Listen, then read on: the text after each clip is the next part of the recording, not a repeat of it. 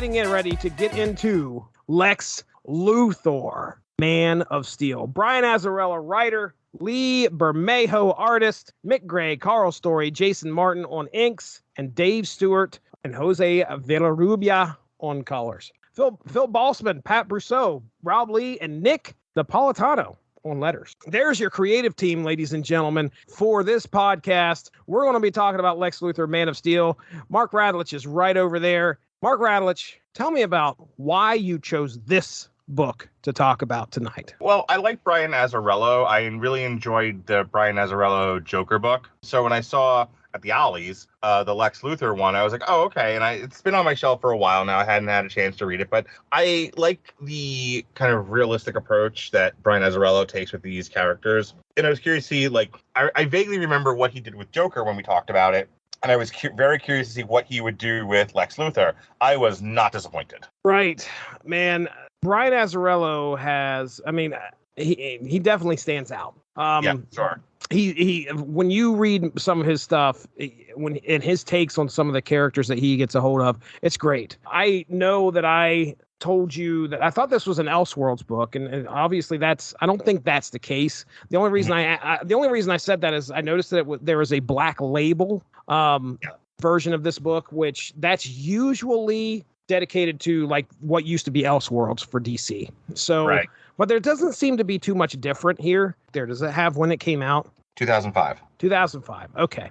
But again, we're exploring that same villain again, Lex Luthor. He's been in all three of these stories, which I don't think we didn't intend for that to happen, right? No, there was a lot of accidental themes in this trilogy. Well, once again, ladies and gentlemen, went back to chat GPT for the synopsis, plugged all my notes in there. So I've got a synopsis ready to go. Are you ready to go? I'm going to read it, Mark. You ready? Why don't you ask your best friend, ChatGPT? Oh, good old ChatGPT. Here's the synopsis based on your notes for the comic series Lex Luthor, Man of Steel by Brian Azarello. Lex Luthor, Man of Steel is a 5-issue comic series that explores Lex Luthor's distrust and animosity towards Superman. Lex questions why Superman is adored by the public, considering him to be a dangerous alien. He also has a professional relationship with Mr. Orr, who recently prevented the kidnapping of Dr. Sasha Fedorov by Hezbollah, which it's spelled a little bit different in here, but is that what it is? I got Hezbollah, yeah, and I got that they don't know how to spell Hezbollah. Okay. All right, just making sure. Fedorov expresses ChatGPT, by the way, gendered Sasha. ChatGPT, don't go for this non-binary shit. Dr. Sasha threw it for a loop, and for the rest of this synopsis started calling Fedorov her. But anyway, Fedorov expresses his desire to work in Metropolis, feeling safer there.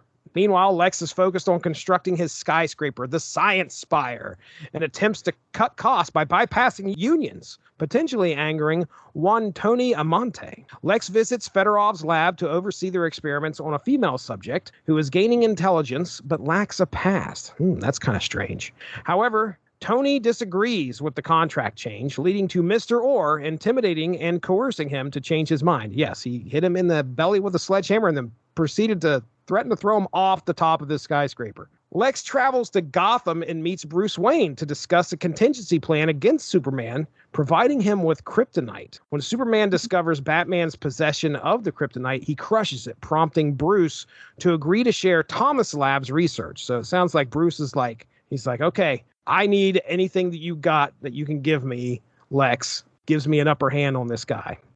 During a press conference, that's as far as it goes, though.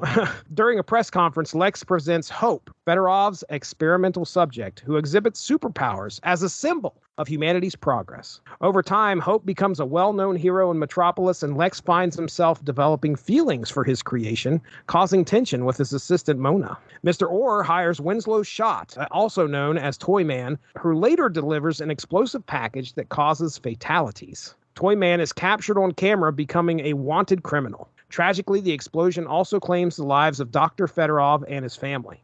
As the situation escalates, attempts to apprehend Toyman result in the death of police officers. Hope takes it upon herself to find Toyman, while Mr. Orr realizes that Lex has manipulated him and may be held responsible for Toyman's actions. Hope and Superman confront Toyman at his apartment, but Lex intervenes and orders Hope to drop Toyman from the sky, intending to showcase her power to the public. Superman saves Toyman, leading to a battle between Superman and Hope, orchestrated by Lex. The battle eventually reaches the Science Spire, where Lex commands Hope to self-destruct. Simultaneously, Lex triggers explosives within the building, causing it to collapse. Lex's plan is to sow doubt in the public's perception of Superman as a savior and shift blame onto him for the catastrophic events. So there you go. Thanks to ChatGPT for taking my notes and making a synopsis. I appreciate that. I'll talk to you later. I'll give you a call here later, Chat. Don't worry. Okay. Really ChatGPT more than me, by the way. Oh, Jesus, hilarious. So, okay. I mean, let's talk about the way, the synopsis really doesn't get into how this book is set up compared to how we normally see Lex Luthor. And you were quick to kind of point that out when I asked you like what this book was about. So what was the big difference here that what we normally get with a regular book? I think it had slightly more adult edge to it, especially the stuff with Luthor and like, I wanted to call her Miss Tessmacher, but that's not who she is. Right.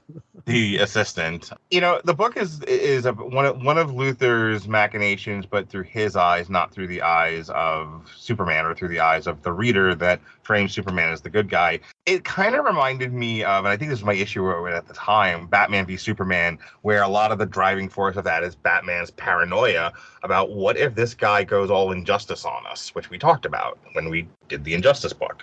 Superman is all well and good so long as he maintains his sense of virtue, his sense of right and wrong, his sense of fairness. As long as he sees the value in humanity and he maintains his value system, Superman's great. Superman's the best ally that we have. But Luthor and in the movie Batman asked the question, yes, but what if something happens? What if the Joker blows up Lois Lane and all of fucking Metropolis? What if they kill his mama, Martha? Why did you say that name? Why did you say that name? What if you do something to him and he can't keep his shit together? Then what? Are we prepared to deal with a nearly invincible tyrant? And I think what the strength of the book is that it takes Luthor's anxieties about it seriously. Oh yeah, because it is serious. Exactly. What if you want a great example of this, of what that looks like, check out Homelander. Yeah, this is told in a way to make you realize that this is a man who. This is Superman's world. We're just living in it. Yeah, and Lex Luthor. It comes off as a very, very kind man at the beginning of this. I mean, there's a janitor that's kind of cleaning his office, and this guy's like, my son really, really enjoys science. And Lex Luthor's like, oh, okay, well, he takes an interest in this man and his son, and is actually going to do something for his son. This isn't the obnoxious Lex Luthor we normally dealt with, where he's like, pushing fucking Ned Beatty in front of trains and shit. Right. This is almost like a philanthropist. This is a man who when people see him, he is a man of the people. He is the man of putting his work out there. He's putting his money out there to try and better society. And he is absolutely in the corner of humanity here. Right. That's his whole thing. It's like, he is. And that's a really brilliant point. He's like, if this guy fucking goes nuclear on us, we're all dead. I'm out. I'm a humanist. Which is not, how Lex Luthor is normally presented. He's normally like trying to kill people, right? He's trying to take over the world. He is trying to become king. And here, it's more of like, no. I see the existential threat here. I see Superman as somebody who, the minute he decides he's had enough, we're all fucking dead. Yeah, and what drives him nuts is the fact that nobody else can see it. Like, oh my God. I hate to be this guy, but like, I don't want to compare this to like romantic relationships, because someone did a ChatGPT thing and I was called out for being passive aggressive. So I don't want to do that again, trying to be a better person. However, like, I'll say, like, you ever see somebody and like, their shit, and it's like, but they put the mask on, and it's, again, the classic narcissism. They have everyone around them fooled. They are charming. They are wonderful. They are good looking. They have money. They treat people well in a social environment, and everyone thinks they're just the best. And you're like, no, this person is garbage. This person's going to hurt all of us. Doesn't anyone see that? Like, see through the facade, and like, nobody can. And like, everyone then thinks you're a jealous asshole lunatic for seeing what nobody else will see, but you see that the Emperor has no clothes and no one else is willing to. That's Lex Luthor and Superman. What I also liked about this book is Superman's portrayal. Like, most of every Superman book and Lex Luthor book, if they're in the same book, we are usually treated to knowing pretty quickly who's the hero and who's the villain. And in this book, we're not going to take those steps. Right. Superman is this wordless presence with these red eyes throughout most of this book. I think he speaks near the end, but the one disturbing part of this book was when Superman is just hovering outside of Lex's skyscraper, looking in, and they're both looking at each other. Right. And Lex is just incensed, and Superman says not one word, just looks at him. It's like the Lex Superman thing is almost like a euphemism for the existential threat of mutually assured destruction. If you're a little bit younger than me, but I don't know if you grew up in like the age of the bomb threat. Like the nuclear bomb threat, where you had to go into the hallway and tuck your head between your knees and hope to God that saves you from nuclear fire. Yeah, should work. Right. If you think about like coming out of World War II, from the time of the 50s through the end of the Cold War, the tearing down of the Berlin Wall, there was the existential threat that at any given time, this American capitalist utopia could all be set ablaze by nuclear fire. There was a very real fear that Russians were going to launch nukes at us, and we were going to launch nukes at them, and we were all going to die. And for more on this, check out our review of Oppenheimer. In the archives. But my point is, like, there was this very real idea that this was out there and we could all possibly die, and it's bigger than all of us, and we don't know what to do about it. And if we don't, you as the little boy, as the little man, you as the everyday person, what could you possibly do? What is the line in Lord of the Rings? What does one man do against such reckless hate? Like, that's what we're dealing with. And that is sort of the brilliance of this Azarello book, is that it takes all of those existential fears and anxieties about the possibility of global worldwide destruction. I mean, I was talking about this with Robert, and I can't remember which movie it was. It was one of the ones that we talked about recently. Where I was like, this has got to be written by people with a very palpable fear that global climate change was going to destroy the Earth. Oh, yeah. And he was like, you might be projecting. And I'm like, no, that's a very real fear for people. Oh, yeah. And then before that, it was the death of COVID. Or not even before that. After that, there was the very real fear that COVID was going to kill us all. Like, I think for a lot of people, like, their daily existential struggle is knowing that through no fault of their own, through things completely out of their control, they're going to die. And that's what Superman represents in this book. And I really think that that's genius. You mentioned Supergirl, and, we were talking about her in that last episode where, she is a nuclear bomb and she needs to kind of treat things a little bit more carefully than she does. Mm-hmm. And you just talked about this whole nuclear threat that a lot of people, you and I, trust me, dude, I feared nuclear Armageddon pretty bad when I was like 10 or 11 years old. But imagine being only the one guy that knows that that's a threat and everybody else is embracing it. Right. And again, he's like the boy who almost like treated like the boy who cried wolf, It's just like, shut up, Lex Luthor. We get it. Listen, we're all on TikTok right now watching, dogs jump into water and shit and, and show me where you hit from. They don't have time for your worry about Superman. And like Lex Luthor's like, hey, how do you not worry about imminent death? Right. It's like anytime I see like the doomsday clock and it's like ticking closer to midnight and there's like very, very smart people, scientists and ethicists and all of that looking at the doomsday clock and looking at the rest of the world going, anyone else see what we fucking see? And the rest of the world going, not particularly, no. Right. The other part of this book, though, that it's not like Lex Luthor is just a great guy all the way through this. He goes to extraordinary lengths to try and make people believe that Superman is not, or, believe at least what he sees in Superman. So frustrating when you're like, I have made a logical argument, and they're like, yeah, but we like Superman. Right. He goes to the lengths of I'm pretty convinced that the whole science spire, he intended to build that and not finish it so he could blow it up while he was fighting Hope. And around town, they're like, we can't wait for this thing to open. We're so excited for you, Mr. Luthor. We cannot wait. And he's like, oh, yeah. And then he holds a whole press conference. Ladies and gentlemen, it's on the top there. And he's like, these next few wings are for the people. You guys are going to finish this. And, the next day he detonates it while that fight is going on. So he goes to extraordinary lengths just to show everybody. Oh, sometimes you got to crack a few eggs to make an omelet. You know what I'm saying? That's what he's doing, dude.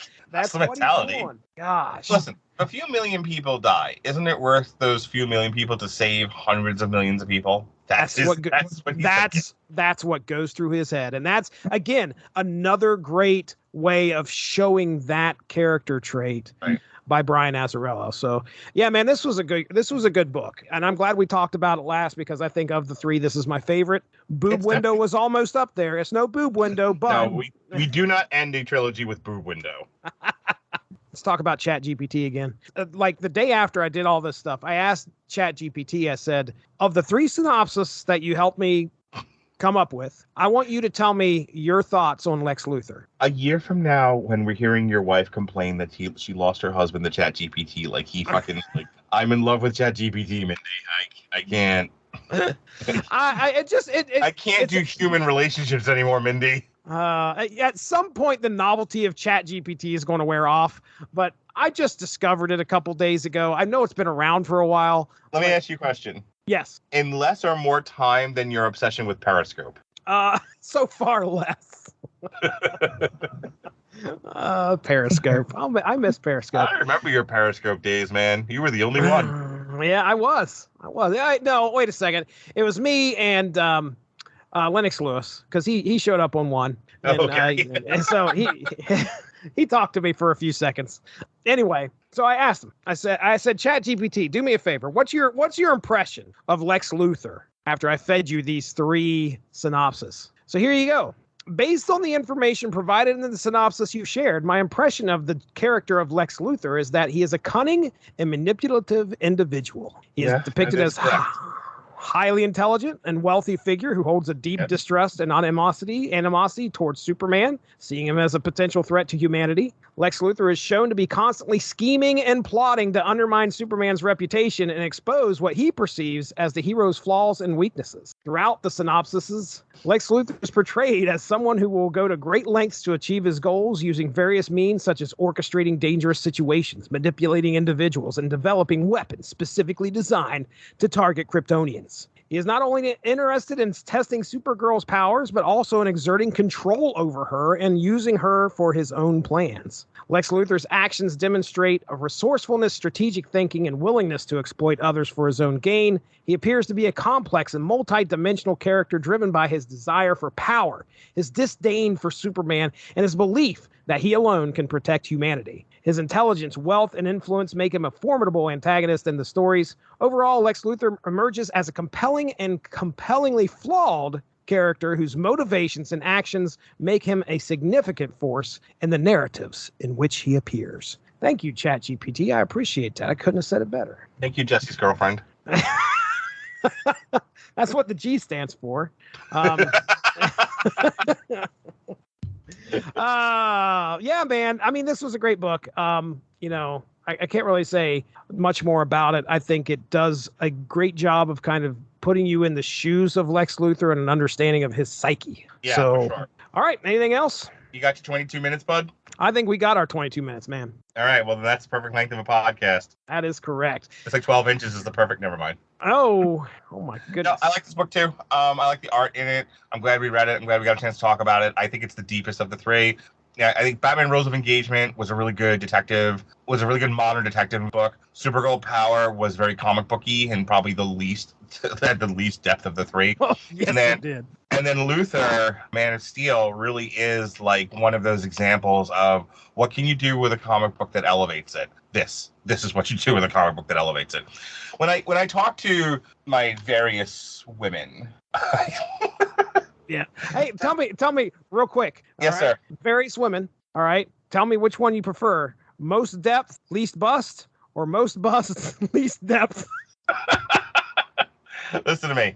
When I am waxing philosophical to my various women and I have them enraptured in my conversational skills, the thing that, they were just like, what you in comic books? Why? That's comic books is like kid shit, or, it's like two extremes. It's like, it's either kid shit or it's neckbeard shit. And it's like, do you not understand that the comic book medium can be used to really elevate fiction to where, yes, I think people look at it as like, oh, well, it has pictures, so it must be dumb. No, like a book like Luthor or Brian Azarello's Joker or some of the other ones that we've talked about on source material are really great examples of elevated fiction that does the things that I like film and television to do, which is ask questions about the human condition. It talks about the deep issues in the human existence that make this stuff worth reading and worth talking about. I went to you a while back when we were talking about source material. I'm like, I don't want to, much like television, I don't want to waste time on just doing content for content's sake. I want stuff to talk about.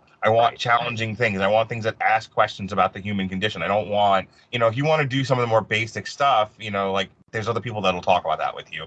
I need deep cuts. And Luthor is a great example of that. It is a great example of something that elevates the comic book medium and ascends from it as something greater than the medium itself. I really think Luthor by Brian Azarello is an outstanding piece of fiction. Very good. Very good. All right. Well, with that being said, this will end our coverage of Brian Azarello's Lex Luthor Man of Steel. Listen, folks, you can go check out the Source Material Comics podcast. Source Material Comics feed is probably what you're listening to this on right now. And we talk comics. We've talked a lot of comics here recently. Me and Mark have gotten together plenty of times in the past. We're currently ending our trilogy of DC books, and it'll be interesting to see what our next trilogy is going to be. Stay tuned for that. Also, check out the Unspoken Issues podcast, where I talk 90s comics with my buddies. I know we've celebrated Ultraverse this year. It's their 30th anniversary. Quite a few podcasts out there on that, so go check that out. Mark Radulich, what do you got to say, man? Check out, I certainly don't have anything to say about syndicated source material because I was shamed by artificial intelligence. So, God forbid. However, things I'm allowed to talk wait about a second. Let me. I gotta refer back here. Let me see. I understand that creating content for a podcast can be challenging, Mark. Stop harassing me. Now you're bullying me. Oh, that's great. Anywho, W2Mnet.com is the landing page. At Mark Radulich on TikTok. At Mark Radulich on Twitter. Check out the Mark Radulich LCSW Facebook page. Also check out the Radulich and Broadcasting Network Facebook page. W2Mnet's on Twitter, and W2Mnet.com is our YouTube page where all of our podcasts that we do through StreamYard are posted. And finally, ladies, I'm also on Snapchat. If you would like to filter pictures while I'm working. As a matter of fact, for those of you who like to play the interactive game, you can check me out on any number of social media devices where you can send me video and try to distract me from my podcast. Oh, my goodness. I encourage this sort of behavior. There's currently a few people trying to do that. See if you can outdo them in the distraction department. Hey, ladies. Hey, ladies. All right. That's Mark Radulich over there. I'm Jesse Starcher. Thank you very much for joining us tonight. Have a good one. Love you, ChatGPT. Bye-bye. Thanks for joining us. All of this would not be possible without W2Mnet.com, so make sure to seek them out for more podcasts. If you enjoyed what you heard today, please feel free to share, and we look forward to entertaining you again soon.